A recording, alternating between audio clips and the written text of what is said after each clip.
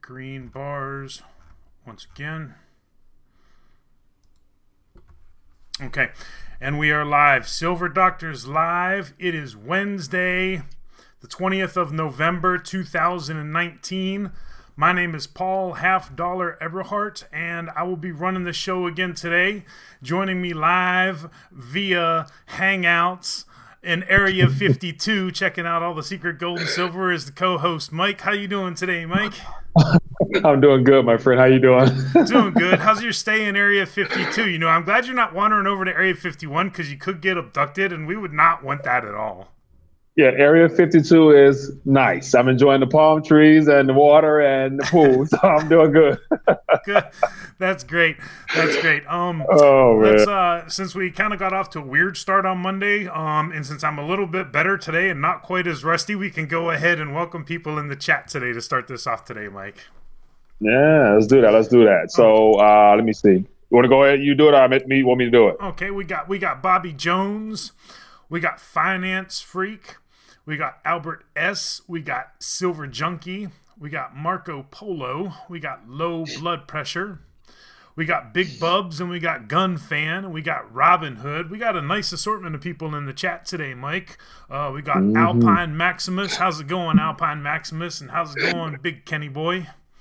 And yes, welcome everybody. It is Wednesday. We are not going to waste a lot of time in this show today, so we're going to jump right into it. What do you say there, Mike? Sounds good to me, my friend. What do you want to kick it off with? What subject matter? Well, here's what I wanted to kick it off with. To me, it seems like there could be some optimism going on, and optimism in the sense that it looks like progress is being made on certain things. But I think that if you look below the surface, what we can do is see that things really aren't really changing for the better. And let me give a couple examples. Just for one example, for example, did you hear about the trader who was indicted again? There's been another JP Morgan trader indicted for manipulating gold and silver. I saw the headlines this morning, and I didn't have time to thumb through it because there's a couple other stories I thumbed through. So it's 7, 8 stories. I was going to get to so many, but I saw the headline. Yeah, so this is part of the RICO thing, right? So the whole thing about the RICO, as I understand it, is that you can point fingers, right? You can say like, well, I was only following orders. My boss up there, he's the one that told me to sell all that gold and silver short, right? So that's part of the reasoning for behind these RICO laws.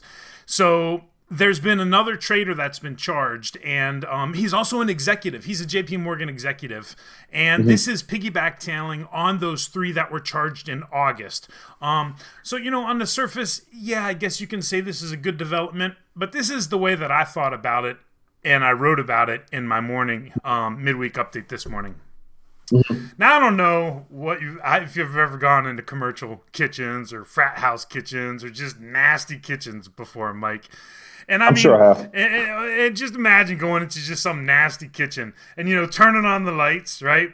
And like seeing thousands of cockroaches scurrying, right? They go into the wood, they go down the drains. I mean, I've seen this before. I've seen this at frat houses. I've seen this several places. So imagine going into a nasty kitchen, turning on the light switch, seeing all the cockroaches scurry. Now, you can get like 1 or 2 of them, right? You can smash 1 or 2 of them because let's face it, cockroaches aren't really that smart. But you can't get them all, right? So what do you have to do? What you have to do is you got to go in there with some really powerful chemicals. Stuff that you got to wear all this hazmat gear because it could literally kill you, right? So you got to go in there with really harsh chemicals and just get at the source and just get rid of it completely. Then you got to take all your product out of there. You got to bring in new equipment if you're going to do it right. So my point is, with all of these indictments, these are just like onesies and twosies. These are just finding a cockroach in the kitchen and smashing it, right? This isn't getting to the root of the problem. And the root of the problem is that this kitchen is so filthy and so disgusting that, there's no saving it, right? There's no amount of chemicals to get rid of these cockroaches. There's no amount of, product to get out and bring in. Well, there's no product in there anyway, because it's not like they got any gold or silver there, right? At least not in any significant quantities. And so, you really got to just find a new kitchen. That's my point there, and that was my analogy, because a lot of people are looking to this saying, yeah, justice is being done, justice is being done. But really, these are just like smashing cockroaches in onesies and twosies. Any thoughts on that there, Mike? Yes. That being the case, comes scattering cockroaches. Usually there's and so you're in your area, you're in your territory, your kitchen where you live and eat and everything like that. So they're coming to your area to feast on your crumbs and take it back to somewhere. So in order to get to the problem, you got to take it back to their home base, wherever that might be, in the walls, or I don't know, wherever the head cockroach is. Kill the head cockroach, and everything else will be relatively resolved in the most part. So when it comes to our monetary system comparison aspect, so we're hearing about 1, 2, 3 people being called out, but who's the head honcho? That's to the source. And so I'll never really believe in true change or true justice being served until the head honcho is brought to the surface to be held accountable for the institution's issues with regards to manipulating the precious metal sector. So all the people who's been called out, they're just the pawns. Mm-hmm. Go to the king and queen in the back row. That's when I believe some change is happening. So that's why I saw that I didn't even look at it, because I'm like, oh, more stuff to get people excited about nothing. So yeah, I'll leave it at that. Yeah, and and I bring this up because I want to draw it into something else that is kind of being seen as like good news right now, and this is that the FBI is charging these 2, prison guards, right? With, I don't know exactly what the charge is, but the person that I'm talking about, right? This person who miraculously killed himself in prison. Let's just say J.E. Yes. Call him J.E. J.E. So Mr. J.E. So here's my point with that, right? When we see stuff like this happen, and these are just fall guys, right? This doesn't change the stuff. This doesn't mean that there's justice being served. This is just like dragging this stuff on, throwing little bones here and there, and making it end up so that, the systemic problems, just like with gold and silver, the systemic problems in our society are not getting taken care of. All that's happening is that people are ended up being patsies and fall guys in all of this. So this is kind of why I titled today's live stream, Fundamentals are Returning and Placing a Floor Under Gold and Silver, because, it appears that things are kind of getting better, but really smart people, smart investors understand that things are not in fact getting better. If anything, they're stagnating, but really they're getting worse. And that puts a bid into honest money, because what I'm talking about is we have a system that is no longer honest because our money is honest and our money is corrupt. Anything you'd like to add on to that, Mike? Yeah, so while you were speaking, I pulled up the situation regarding the FBI investigating the situation around J.E. And so just the mere mention of the FBI getting involved and taking a look at the fact that J.E., the cause and the results of all that happened wasn't natural. Something else was bigger and greater in that whole story. Lets me know that, once again, they're attempting to shine some light on the story, but the question is, how much light will they allow to be exposed to the corruption and the manipulation behind this event? Because the FBI investigating more to the story, hopefully they're able to really find out more. But we'll be able to tell if this is swept under the rug or not, because I'm surprised to see J.E. still being mentioned in the news. So that lets me know either they want to keep us distracted, or there actually could be some people wanting to get to the truth. So keep an eye on this story here next month. If something happens next month, we'll see. I think it's the former. I think it's the first thing you said, where I think they're trying to provide closure here because it won't get out of the news and the meme blew up. So what do? They have to do something because they want to kill this story, right? So to kill this story, they're going after, the easy route. So And it's sad to think negative like that, but that's just how I see it. So, I would like to think that it's something bigger and better coming out of it, but I really think it's just to kind of provide closure because, look what happened in Syria, right? When the going gets rough, just get up, move on, right? And you abandon everything and you leave everything. Well, if so much time passes with all this sick and evil stuff that's going on in our society, sooner or later the people are just going to move on and the distraction is going to switch to whatever the next thing is. So I think it's the first part you said, although I wish it would be the start of something bigger and better.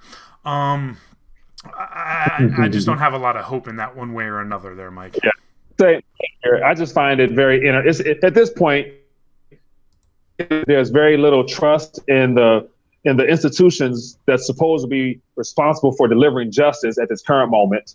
That's why I'm not excited either. That's why I'm saying, we'll see next month if there's, 2 or 3 more people. But once again, you can't just investigate 2 people. There's a whole staff. There's the captain of the police force. It goes a lot deeper than just 2 people. How are you gonna just investigate 2 people out of entire staff, department, and court system, whatever. So yeah, but then when it comes to the silver aspect, you mentioned the floor settling in or something of that nature. I'm currently looking at, and I saw a commentator on the internet mention about the actual per ounce of the dollar to silver ratio now is up $1,000.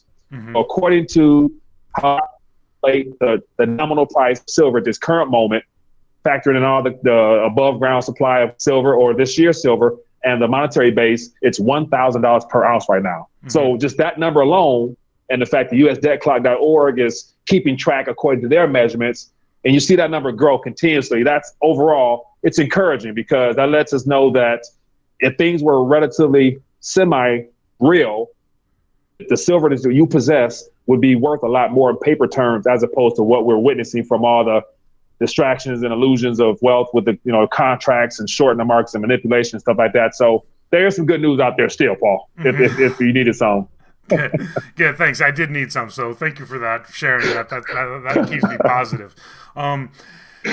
Talking about these low people on a totem pole, just to stick on this for one more second here, Mike. I don't know the story behind yesterday's testimony in the impeachment inquiry. I'm really not following it that specifically. Either.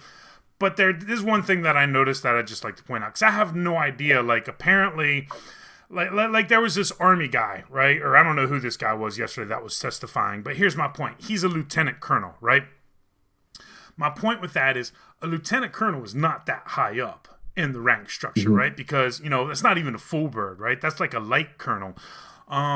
So my point is that this guy right here, he's kind of set up as well, right? With all these other guys, with the JP Morgan trader, with these 2 Epstein guards, whatever. So the guy that they bring into this impeachment inquiry, he's expendable. So whether he's saying the truth, whether he's lying, whether he's not saying the truth, it's all secondary, because it's just part of the charade that's going on there to maintain these illusions. So that's the thing that I thought of when I saw that yesterday. It's they're parading this guy around, and he's got on all his military decorations and his awards and stuff like that. And people are thinking, wow, this is really getting serious. He's just a lieutenant colonel. You know what I mean? So I wanted to bring that point up there too, just to show you how all these little things, right? Because in the conservative side of things, or on the right side of things, as in the right of the political spectrum, people are saying that, this proves there's nothing there and that it's a total hoax. Yeah, but I mean, this guy's an expendable guy. So just wanted to throw that in there too, Mike. I don't know if you had any thoughts. I as well have not really been paying attention to it, because it's the continuous distraction, a continuation from the initial investigation on Russiagate, all that Russia stuff. Nothing was there. And so once again, the powers that be, establishment, what we want to call them, or just the Democrats itself, they're looking for something to paint the current administration as being evil. Well, however they want to do that. So why not? Impeachment inquiry now. So that could last for all next year. I don't know the time frame, but his whole presidency is based around opposition. He's fighting as a president. This is the first time, to my knowledge, everybody's against this gentleman doing what he does, and because of who he is, because of what he stands for, whatever they want to do. So I don't pay attention to it. But the question is, what are they looking to get out of it? What's the likelihood that they'll actually be able to impeach him? And then if they do, I'm hearing more and more people, and even with your article about your video interview with Mr. Paul Craig Roberts, of you remove him, and he was put there by the people, however it came about, complete pandemonium. So to me, I've been talking a lot about social unrest. You remove this current president because of them digging to look for something, and whether it's accurate or not, they remove him. Expect that social unrest like we're witnessing all around the world. So that could be a trigger if they are successful somehow, some way. So something worth keeping an eye on. Yes, because it goes to show that, as Dr. Roberts was explaining yesterday, whether you agree with, because my thoughts on President Trump, and Paul Craig Roberts actually kind of I have not changed my theories here, Mike, so don't get to thinking that I've changed my theories. But he did get me to thinking, right? Because yes, if they're successful in removing President Trump, then it just goes to show you that no future president could ever get something that's like serious for the United States accomplished, because it'll be shown that the deep state can just remove them. So, that's it. So that's what this is about, right? As far as my point of view and as far as Dr. Roberts' point of view, it's not so much about President Trump as it is maintaining the presidency as what it's supposed to be, as opposed, obviously the president is controlled and we know that, and I want to get into that in a second. But yeah, so these are scary developments, in fact, if something would come out of that impeachment. Because there's been, a couple major developments just in the last 2 days that are kind of flying under the radar. And part of the reason why they're flying under the radar is this impeachment stuff that's going on. But 2 developments I want to talk about. Did you hear about Saudi Arabia and Trump sending troops to Saudi Arabia? So let me pull this up. I saw the headlines, but I didn't dive into it. But definitely, that's the thing. Like the headlines of stories nowadays give you an idea of what they want us to know. Now, you can formulate your opinions based upon what they want us to know from the headline. But then once I find out more about the headlines, I'll take the opposite approach anyway. So, yeah. So anyway, so this is released from just yesterday, right? So this is from the White House. And this is, basically we're talking, and here's another way that we're saying that Iran was responsible for that missile attack on the Saudi Arabian oil facilities, right? So, basically saying the United States is in there to enhance force protection in the region against hostile action by Iran and its proxy forces. Iran has continued to threaten the security of the region by attacking oil and natural gas facilities in the Kingdom of Saudi Arabia on September 14th. So they're still playing the blame game with Iran.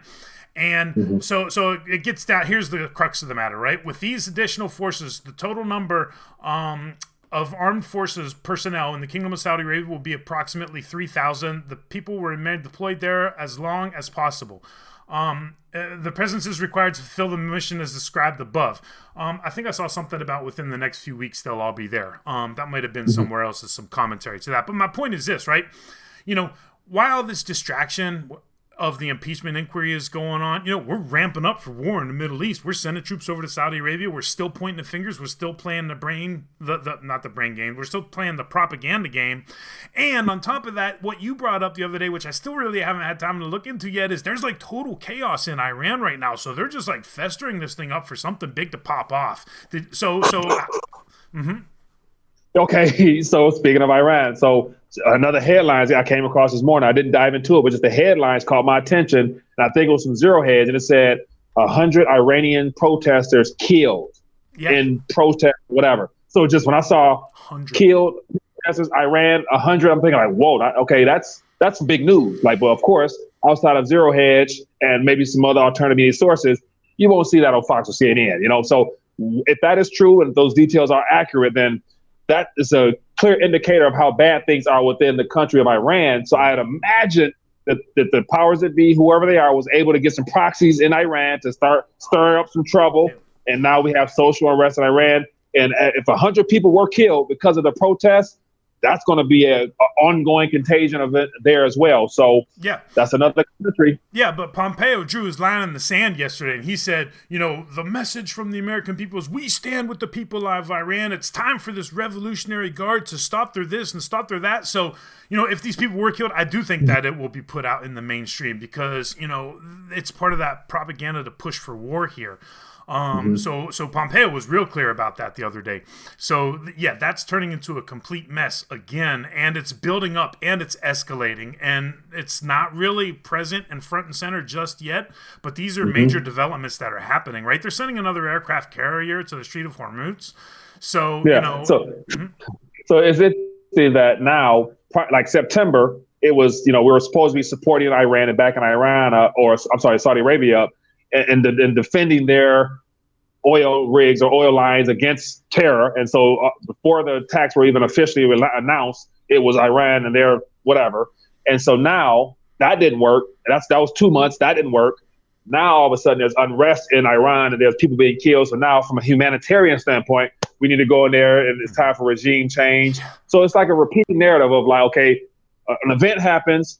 If the American people or the world gets on board, we go to war. If they don't, then we got to, give it some time to die down. But we need another entry point.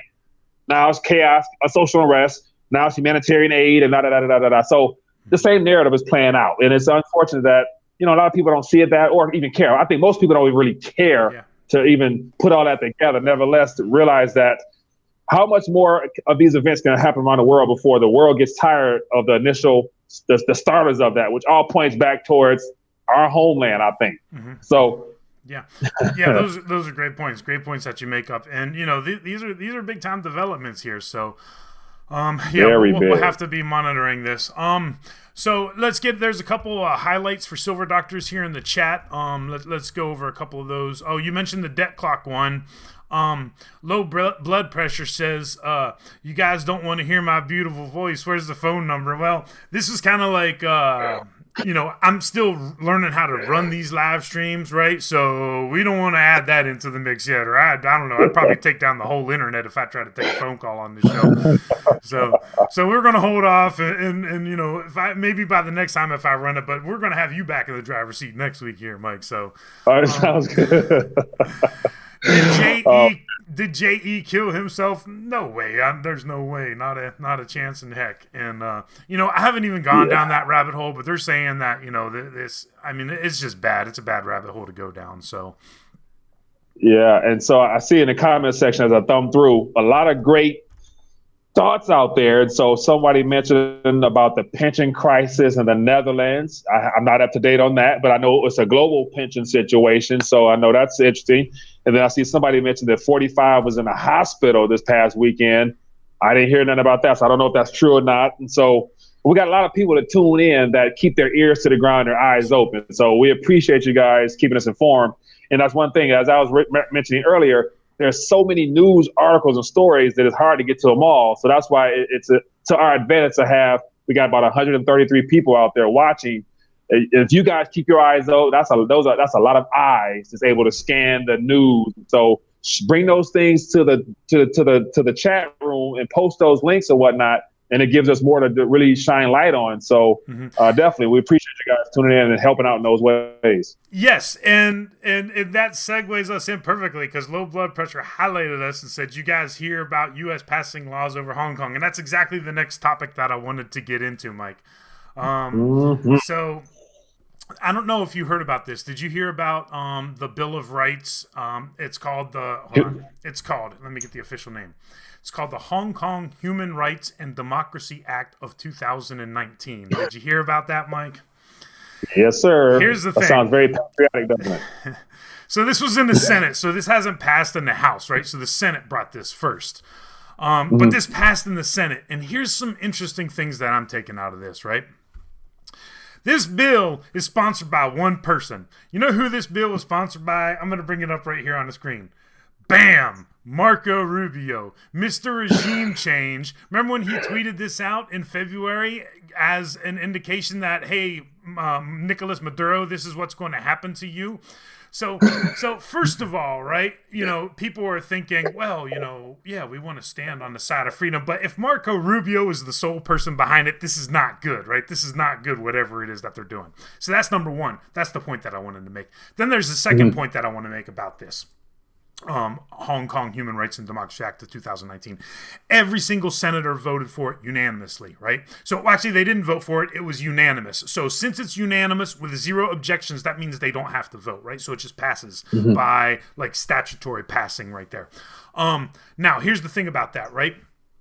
Who's going to vote against the commies? Right, they're commies, right? They're against freedom and liberty. With those evil Chinese commies, right? Who's going to vote against them? So of course everybody's going to vote for this, right? Because if you say, well, we stand on the side of the protesters and on freedom and liberty, and then they go do something like this, well, you can't vote against it. But what is it doing? This is like preparing up these votes for war and stuff like that, right? And it's like because you can't, right? What senator is going to say, well, China's not really doing anything that bad. I mean, because they're a communist Chinese dictatorship, essentially, right? So, so those were my thoughts on that, right? Because, it comes down to the fact that this is a scary precedent we're setting. Oh, and this was my other point about that. we're talking about we want to protect the freedoms and liberties, essentially, of people in Hong Kong, right?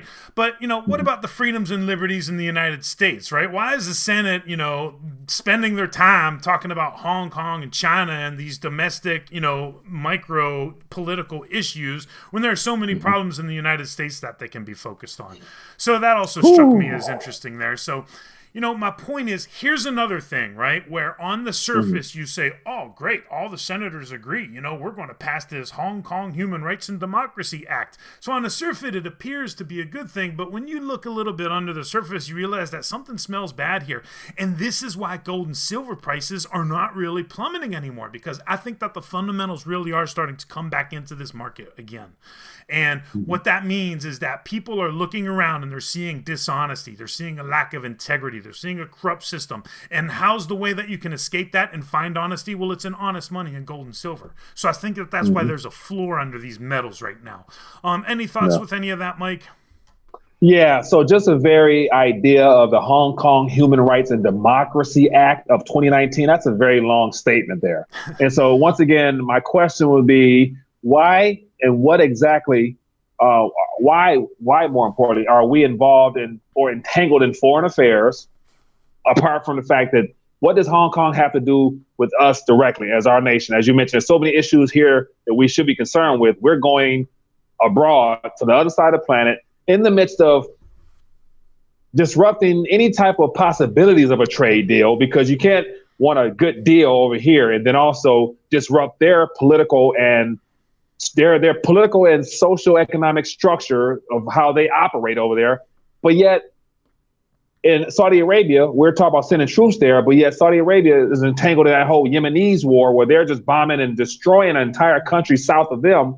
And we're supplying all the ammunition and weaponry. So once again, like, you can clearly see that there's an agenda behind it that has nothing to do with the best interest of the people. It's always about what special interest, what people stand to profit. And I imagine all those senators and representatives that voted in favor of it, they probably received a phone call before their votes and saying, okay, this is what we need, yay, nay, yay, okay. And they hit yay, and here we are, because we shouldn't be voting on stuff that has nothing to do with us, A, but B, why are we even so concerned with that when we got our own issues here? And you brought up a great point about the trade war, because think about that, right? Because China's like really, really mad about this, right? Like, this is basically like stabbing China in the back. This is basically China coming in and saying something about like Puerto Rico, right? Like, we're gonna, do something with the Puerto Ricans, right?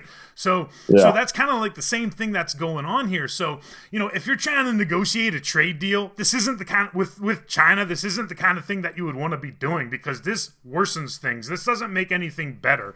So, that's an interesting point you brought up. It's just the very idea of the U.S. continuing to use the words democracy. And so, like, I guess we're responsible for spreading democracy all over the world.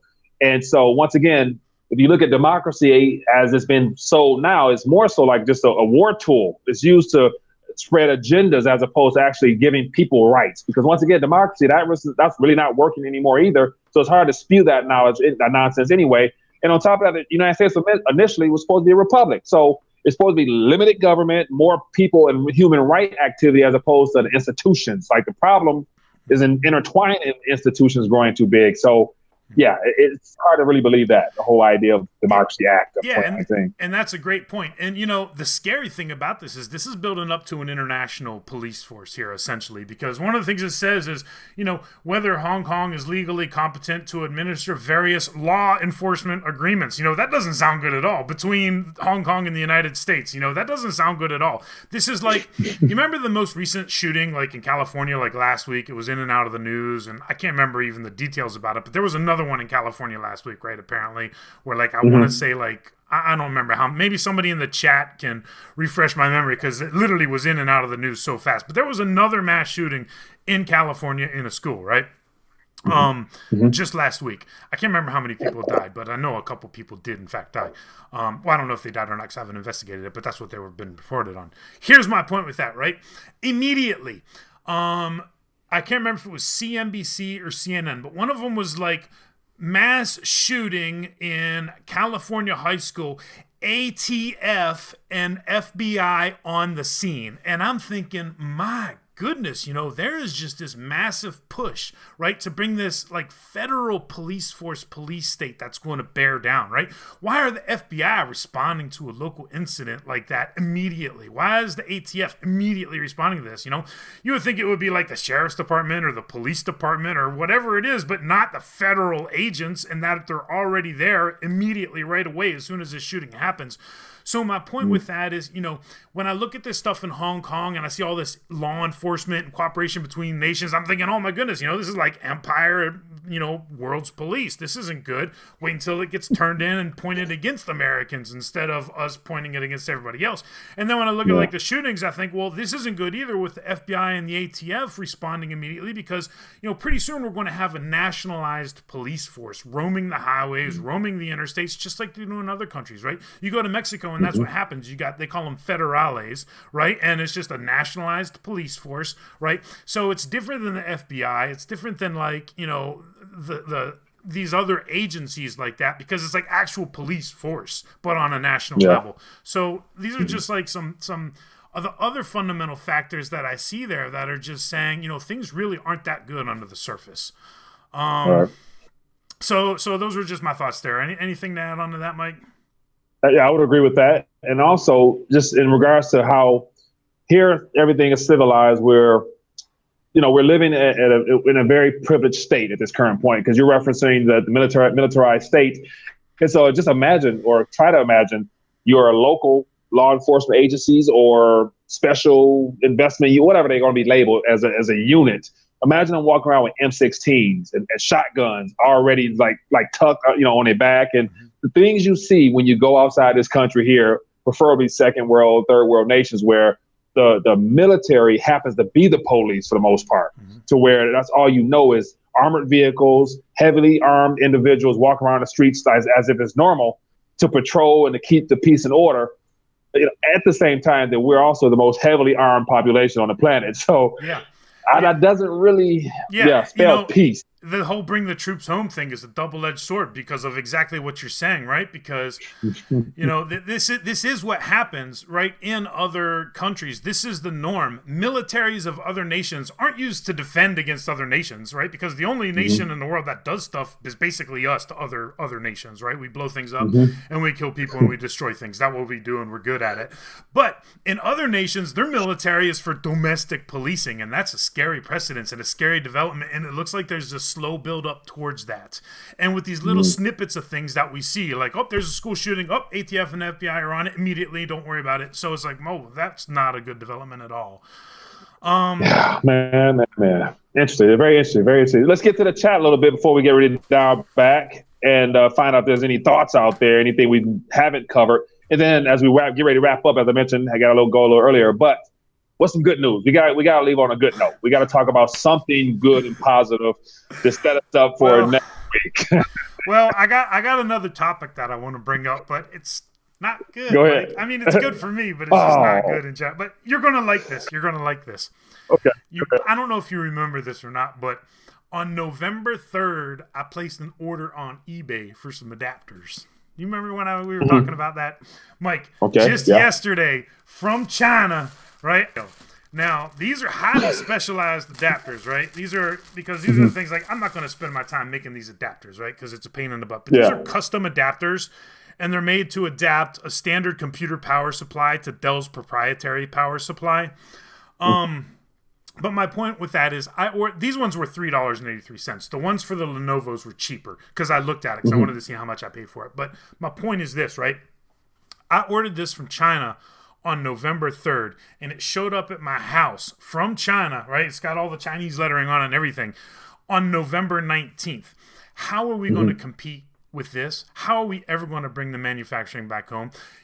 When A, it's cheaper out of China, B, with all this trade war and tariff stuff, I got this in 2 weeks' time, right? And it was no big deal at all. So, I just wanted to show you that, these are real issues that when people think that a trade war is easy to win, it is not easy to win at all. And there is a lot of work because it's what I asked Dr. Roberts the other day, right? I said, what about the entitlement mindset, right? Everybody thinks the government owes them something. Or what about just the generally physically unfit population? That's what we have. Let's face it. Americans are physically unfit and in terrible health. That's the reality.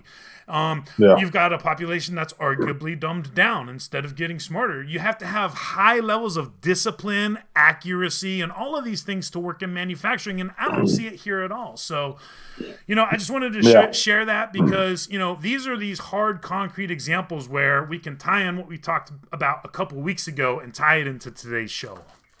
Yeah. Now, in regards to, not being able to see manufacturing coming back, what I do see, and I'm probably going to be talking more on in the future, is that we see the push away from human labor into automation, robotics, AI type of things. So manufacturing could come back, but it won't be done by human hands. It's going to be done by robotics machinery, down to the very fine needle of a pen being placed by a robot and whatever.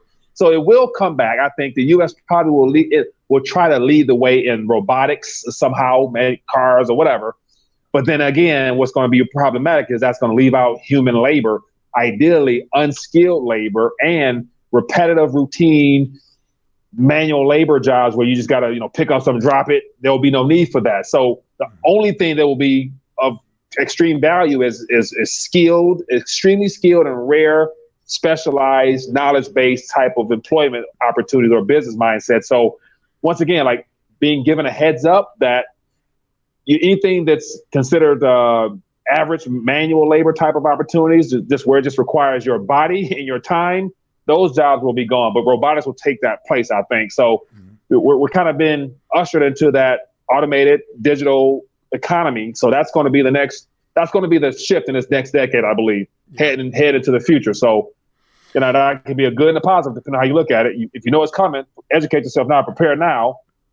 Or be left behind. Yeah, and that's being nimble. That's being smart. That's, I think you were talking about this a couple weeks ago, having multiple different income streams coming in so that, if you lose one over here, you still got a couple you can fall back over here. It's basically like, just scrapping and, doing what you can to stand out above other people because the competition is about to get, pretty extreme with what you're talking about there because, and you see it, right? Like in India or something, they'll have like this new factory that's open. Look at like 5 million people applying for 10,000 jobs or something crazy like that. And you're like, my goodness, how do you even compete with that kind of stuff? Yeah. So, you gotta be unique. You gotta be rare. And so I do have a positive note to end on. Yes. And so the positive note in regards to this last little bit of subject matter we were talking about, and it goes back to what I shared on Monday in regards to going outside the natural, going outside of financial, and tuning into the spiritual aspects. And so I personally have the mindset, and I'm talking a lot about this now on my other channel,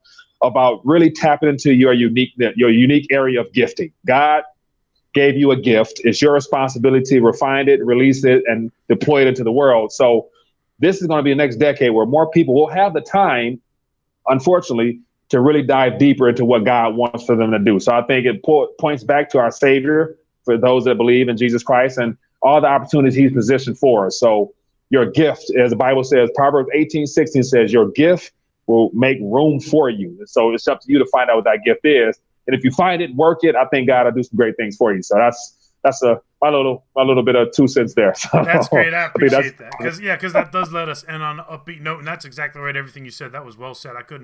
You got always like the best inspirational stuff to say that I couldn't even, come close to talking. Man, I'm trying to be optimistic and positive because I recognize change and I realize that it's nothing new, but it's just an adjustment. So I'm trying to, I want to be that guy. I don't want to be gloom. I want to be a guy that people can count on to give a good uplifting message of some kind. That's my form of ministry. So that's good. That's good. Yeah, it's been great, man. I appreciate that, Mike, because it's like macaroni and cheese. You can't have macaroni if you don't have the cheese. So I'm probably the cheese though, so that's not really good. So I'm the cheesy one. But anyway, I just want to be a part of it, man. Whatever you do, be a part of it. So I'm happy to be a part of it. Yep. And then just on like little housekeeping notes, I'll close off here and I'll sign off here, Mike, for the show today. But we appreciate everybody hanging with us this week. We had a couple scheduling issues and we didn't have the phone lines. Next week, we'll be back to normal at our normal times, and we'll be with the phone lines again. this is not like this week is going to be an interesting week as it develops, especially, later on today and tomorrow. Later on today, we have the FOMC minutes, so there could be movement in the middles today at 2:00. But then tomorrow, everybody likes Cash Curry, right? Like, he's like the Fed dandy. Like, all the armchair quarterbacks out there, they love it when Cash Curry takes stage. So he's taking stage at 10:10 or 10:15 in the morning or something to give some sort of speech tomorrow. And his words, like, he's one of the Fed governors that actually moves markets when he's talking. So that will be important to watch there. And then on top of that, tomorrow, the Fed balance sheet comes out. And, those really aren't market moving things, but with this repo madness, which we really haven't talked about in a couple shows lately, but with this repo madness going on, those could start to become highly watched and market moving events again when they release their balance sheet again. So those are just a few of the things to keep an eye out for over the next couple days here as we finish out the week. And I know I said I'd close it out, but you do it so well. So go ahead and close it out for us, Mike. Well, thank you, Mr. Half Dollar. Other than that, definitely keep an eye on all those things, and because that repo market situation is not going away. Their balance sheet will only grow, so we can expect that. So while they're creating reserves out of nowhere to buy tangible things, hopefully you're doing something with those little bit of liquidity, a little bit of paper that you have, the digits you have, in our opinion, to definitely take advantage of the prices that are currently available to you, because they're probably as cheap as they're ever going to be. So that being the case, be blessed, be safe. It's been great hanging out as always with the Half Dollar. I appreciate you for holding it down for me. And let's do it again at another date next week.